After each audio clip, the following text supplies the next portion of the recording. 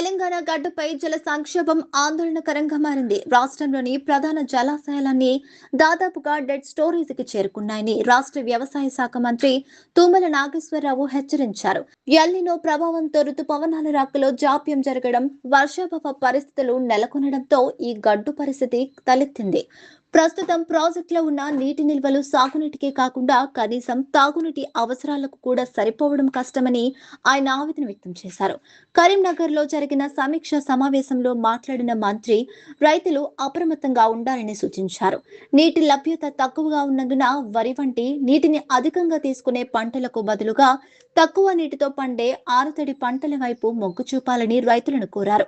వ్యవసాయ నీటిపారుదల విద్యుత్ శాఖలు సమన్వయంతో పనిచేస్తూ ఈ విపత్కర పరిస్థితిని ఎదుర్కొనేందుకు ప్రత్యేక కార్యాచరణను సిద్ధం చేశాయి. ప్రజలు కూడా వీటిని పొదుపుగా వాడుకోవాలని ప్రభుత్వం విజ్ఞప్తి చేస్తోంది. సమర్థవంతమైన జల నిర్వహణే ఈ సంక్షోభం నుంచి మనల్ని బయటపడేసే ఏకైక మార్గం. ఈ సూపర్ ఎలినో ఇది చాలా తీవ్రంగా ఉందని చెప్పి వాతావరణ నిపుణులు పదే హెచ్చరిస్తున్నారు.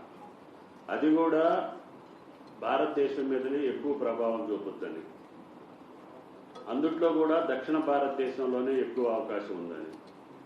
దక్షిణ భారతదేశంలో కూడా ముఖ్యంగా ఆంధ్ర, తెలంగాణ, పార్ట్ ఆఫ్ మహారాష్ట్ర, కర్ణాటక ఈ రాష్ట్రాల మీద ఎక్కువ ప్రభావం ఉందని. అయితే మన రాష్ట్రానికి సంబంధించి తీవ్రంగానే ఉంటుందని భావించి నిపుణుల యొక్క సూచనలకు అనుగుణంగా మనం రైతాంగాన్ని అప్రమత్తం చేసి యంత్రాంగాన్ని మనం సిద్ధంగా ఉంచకపోతే రాబోయేటటువంటి ఈ తీవ్రమైన పరిస్థితులను ఎదుర్కోవటం చాలా కష్టం. ఇది అన్ని రంగాల మీద ఈ ప్రభావం ఉంటుంది. ఇప్పటికే పశ్చిమాసియా యుద్ధం వల్ల జరిగేటటువంటి నష్టానికంటే ఈ ఎలినో చూపించేటటువంటి ప్రభావం తీవ్రంగా ఉంటుందని చెప్పి రాష్ట్ర కేబినెట్ భావించి అత్యవసర సమావేశాలు ఏర్పాటు చేసుకొని వ్యవసాయ శాఖకు సంబంధించినటువంటి కంటింజెన్సీ ప్లాన్ని జిల్లా కలెక్టర్ల ద్వారా ప్రతి గ్రామానికి వెళ్ళేటట్టుగా ఇందాక బాబు చెప్పినటువంటి అన్ని పద్ధతుల్ని, వర్షాభావ పరిస్థితులు ఉంటే వ్యవసాయం ఏ రకంగా ఏ పంటలు ఎప్పుడు ఎట్లా వేయాలో ఆయన గారు సుదీర్ఘంగా మనకు చెప్పారు. ఇదే సమాచారాన్ని ప్రతి రైతుకి చేరేటట్టుగా జిల్లా యంత్రాంగం ప్రయత్నం చేయాలి. రేపటి నుంచి ప్రజాప్రతినిధులు ఒక పక్క, యంత్రాంగం ఒక పక్క అందరూ కలిసి కోఆర్డినేషన్ తోటి మన రైతాంగాన్ని, మన వ్యవసాయాన్ని కాపాడుకోవాల్సినటువంటి బాధ్యత ఉంది. ఇది మన చేతిలో లేనటువంటి అంశం. ఇది ప్రకృతి వైపరీత్యం. కాబట్టి దీన్ని ఈ యొక్క కష్టాన్ని ఏ రకంగా మనం పూరించగలుగుతామో దానికోసం ప్రయత్నం చేయాలి. కాబట్టి దయచేసి ఈ యొక్క అత్యవసర సమావేశంలో ముఖ్యంగా నీటిపారుదల శాఖకు సంబంధించి ఏ రిజర్వాయర్లో కూడా డెడ్ స్టోరేజీ తోటి పాటే ఉన్నాయి. ఎక్కడా కూడా డ్రింకింగ్ వాటర్కి మించి అసలు డ్రింకింగ్ వాటర్ కూడా కష్టమయ్యే స్థితిలోనే లెవెల్స్ ఉన్నాయి. అది శ్రీరామ్ సాగర్ కావచ్చు, నాగార్జున సాగర్ కావచ్చు, ఎనీ రిజర్వాయర్ అన్నీ కూడా డిఫిసిట్ రెయిన్ఫాల్ తోటి పాటు ఈ యొక్క లెవెల్స్ కూడా చాలా ఆందోళనకరంగా ఉన్నాయి. మేము పదే గత 2 నెలలుగా వాతావరణ నిపుణులతో పాటు వ్యవసాయ శాఖ పదే హెచ్చరిస్తుంది.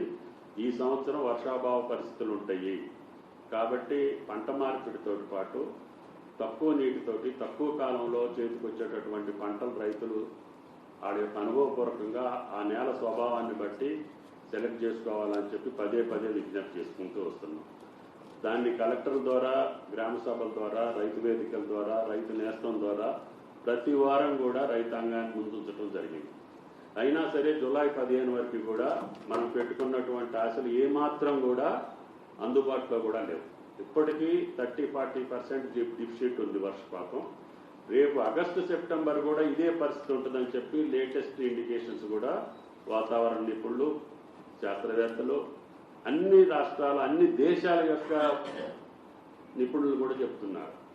కాబట్టి ఇది పసిఫిక్ మహాసముద్రంలో ఏర్పడ్డటువంటి అధిక ఉష్ణోగ్రతల వల్ల ఈ యొక్క నైరుతి ఋతుపవనాలు కానీ ఏ ఋతుపవనాలు కూడా మన దేశాన్ని తాకే అవకాశాలు లేవు.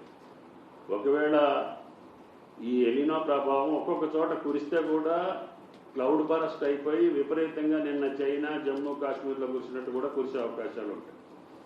కానీ ఆ అవకాశాలు కూడా దక్షిణ భారతదేశానికి తక్కువ. ఒకే ఒక అవకాశం ఉంది, ఐఓడి. అది పసిఫిక్ మహాసముద్రంలో ఏర్పడితే ఈ యొక్క వేడిగాలులను కొంతవరకు నిలుపుదల చేసి కొంత ఋతుపవనాలను మన దేశానికి పంపించే అవకాశం ఉండేది నార్మల్గా.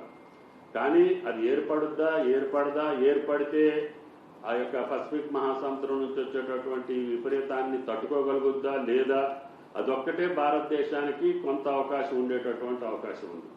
అది కూడా ఆశలు సన్నగిలుతున్నాయి.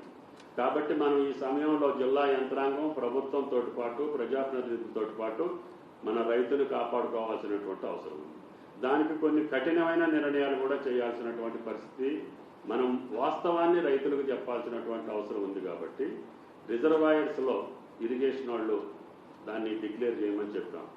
ఈ పంట కాలానికి కెనాల్ ఇరిగేషన్లో పెద్ద అవకాశాలు తక్కువ. అది ఏ రిజర్వాయర్ కావచ్చు. మీడియం కానీ మైనర్ కానీ ఉంటే జిల్లా ఐడిబి మీటింగులు పెట్టుకొని జిల్లా మంత్రులు, శాసనసభ్యులు, పార్లమెంటు సభ్యులు, ప్రజాప్రతినిధులు, కలెక్టర్ గారి ఆధ్వర్యంలో జిల్లా ఐడిబి మీటింగులు పెట్టుకొని ఇమ్మీడియట్గా ఒకవేళ కొంచెం నీళ్లు ఉంటే కూడా ఏ పంటలకు ఇవ్వచ్చు, ఎన్ని ఎకరాలకు ఇవ్వచ్చు అనేది ఇప్పుడే డిసైడ్ చేసి చెప్పాలి. అదేవిధంగా గ్రౌండ్ వాటర్కి సంబంధించి భూగర్భ జలాలు రోజుకి తగ్గిపోతున్నాయి. ఇప్పటికే 2-3 మీటర్లు గత నెలలో ఉండాల్సినటువంటి గత సంవత్సరం ఉన్న లెవెల్స్ కంటే 2-3 మీటర్లు తగ్గున్నాయి. భూగర్భ జలాలు కూడా అడుగంటిపోతున్నాయి. అవి పెరిగే అవకాశం కూడా లేదు. ఇటువంటి చిరుతల్లులకి గ్రౌండ్ వాటర్ పెరగదు. మన వాగులు, వంకలు, చెరువులు, రిజర్వాయర్స్ అన్నీ ఓవర్ఫ్లో అయ్యి 2-3 నెలలు వర్షాలు ఉంటే తప్ప మన భూగర్భ జలాలు ఇప్పుడున్న లెవెల్స్ని పెంచుకునేదానికి అవకాశాలు తక్కువ. కాబట్టి భూగర్భ జలాలు ఏ రోజుకి ఏ నెలకి ఎంతెంత పతనం అవుతాయో మన రైతాంగానికి ఏ మండల వారీగా రైతాంగం దృష్టిలో పెట్టాల్సినటువంటి అవసరం ఉంది. ఇందాక బాబు చెప్పినట్టుగా ఆ యొక్క నేలల స్వభావాన్ని బట్టి ఆ విత్తనాలను కూడా మనం సమకూర్చుకొని సిద్ధంగా ఆగస్టు 15th వరకే మనం ఏ పంటలు వేసుకోవడానికి అవకాశాలు ఉంటాయి. కాబట్టి తక్కువ నీటితోటి అది చిరుధాన్యాలు వేసుకుంటామా, పప్పు ధాన్యాలు వేసుకుంటామా, అదేవిధంగా ఆయిల్ సీడ్స్ వేసుకుంటామా, హార్టికల్చర్కి వెళ్తామా, వాటిని ఏ రకంగా సంరక్షించుకుంటాం అనేది ఇందాక సైంటిస్ట్ గారు చెప్పినటువంటి, బాబు చెప్పినటువంటి విషయాలు అగ్రికల్చర్ డిపార్ట్మెంట్ తోటి పాటు అన్ని డిపార్ట్మెంట్